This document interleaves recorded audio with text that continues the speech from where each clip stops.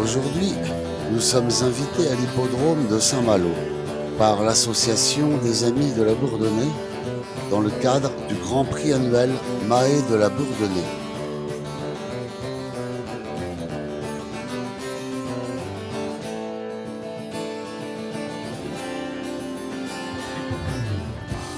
Bonsoir Bernard de la Bourdonnais, vous nous avez donné rendez-vous ce soir pour le Grand Prix de Mahé de la Bourdonnais sur l'hippodrome de Saint-Malo.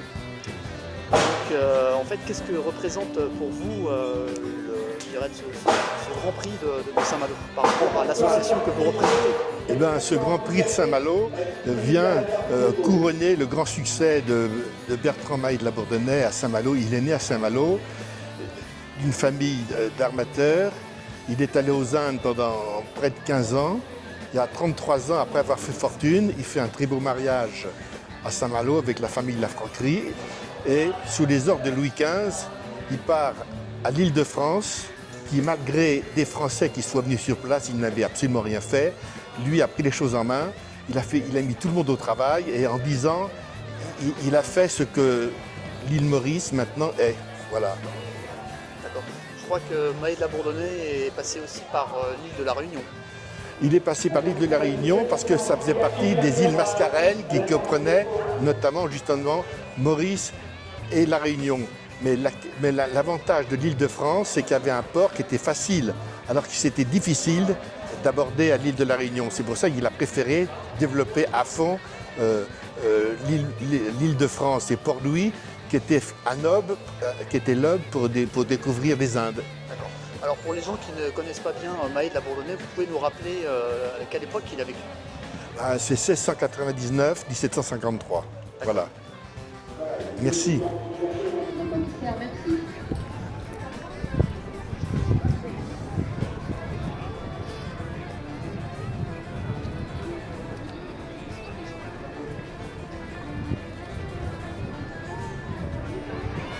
Nous sommes ici sur l'hippodrome de Marville, aussi appelé hippodrome de la Côte d'Émeraude. Ce champ de course, implanté à l'entrée de Saint-Malo, a été inauguré en 1904. Précisons pour les spécialistes du turf qu'il est ouvert au galop avec une piste de 1500 mètres en herbe avec corde à droite. Et qu'il est également ouvert au trot avec une piste de 1360 mètres en sable avec corde à droite.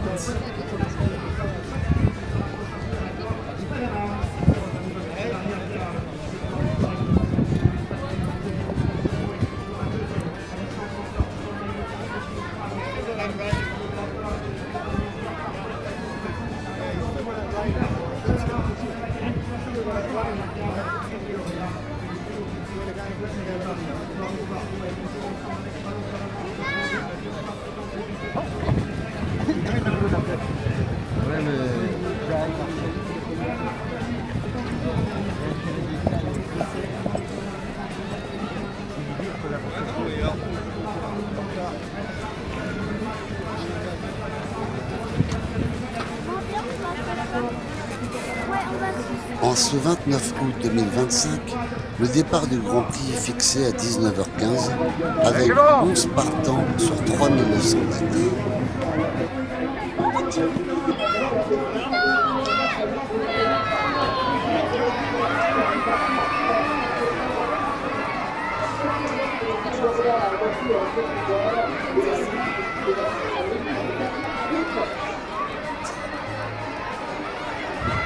C'est le numéro 9, le cheval L'Argot du Béarn, monté par le jockey Théo Journiac, qui a remporté la course.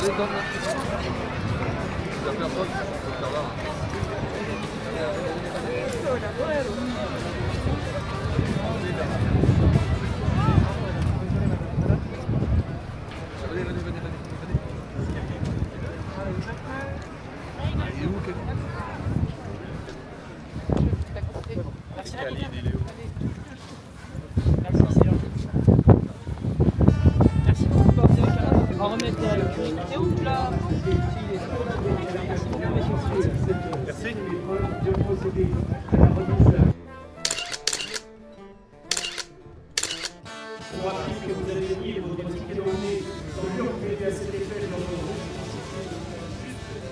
bonsoir Bernard Pellan.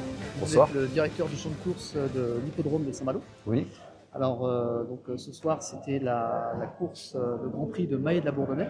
aujourd'hui nous on est dans le monde des courses et c'est vrai que les relations sont faites avec le prix de la Bourdonnais et l'île Maurice, puisque l'île Maurice bien sûr a été découvert par ce navigateur.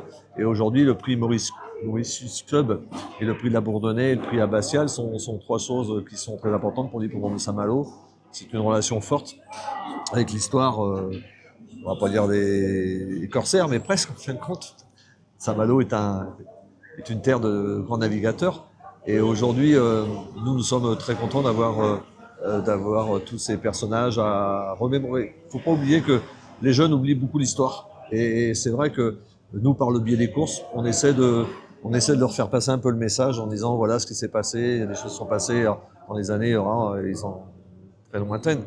Mais comme quoi le cheval, passionnellement, je veux dire, il n'y a pas de frontières. Aujourd'hui, on s'aperçoit que l'île Maurice, c'est très loin et très près en fin de compte, parce que tous les ans, on se rencontre avec un réel plaisir. Aujourd'hui, les courses reprennent à l'île Maurice, alors ça, c'est formidable et on espère avoir un échange avec eux fin d'année. Oui, comme quoi, il n'y a pas de frontières. La passion du cheval fait qu'on rencontre plein de gens. Moi, je sais que dans ma passion, en tant que président de cet hippodrome et bénévole à part entière, on rencontre de très belles personnes et les frontières tombent grâce au cheval. Alors, moi qui ne suis pas trop dans le domaine du cheval, je me posais des questions en fait sur les grands prix. On a des grands prix avec des noms bien particuliers. Donc Oui. cet après-midi, il y avait le grand prix Surcouf, si ça. j'ai bien lu le programme. Oui. Alors, quels sont les enjeux de ces noms-là? Qu'est-ce qu'il y a derrière? Est-ce qu'il faut se faire estampiller par l'hippodrome pour avoir un nom? C'est-à-dire que c'est nous qui choisissons nos prix de course. Aujourd'hui, on était un petit peu, on était beaucoup même sur la mer. En fin de compte, Surcouf est un grand navigateur également. Donc, on a essayé de rassembler tous ces prix de course en cette même journée. Aujourd'hui, on a remémoré les grands navigateurs. On a remémoré plein de choses au niveau de l'île, des îles, et certaines réunions de course, ce sont des prix de partenaires. C'est-à-dire qu'on peut avoir le prix Renault, le prix Citroën, voilà. Donc il y a des journées bien spécifiques. C'est nous qui déterminons les prix, effectivement, à la demande des gens de l'extérieur. Et voilà, donc on a aussi le prix de Cancale, on a le prix de Saint-Lunaire, on a Là, ce sont des institutions publiques là, Oui. qui veulent promouvoir leur image de marque. Là. Exactement. D'accord. Là, c'est plus commercial.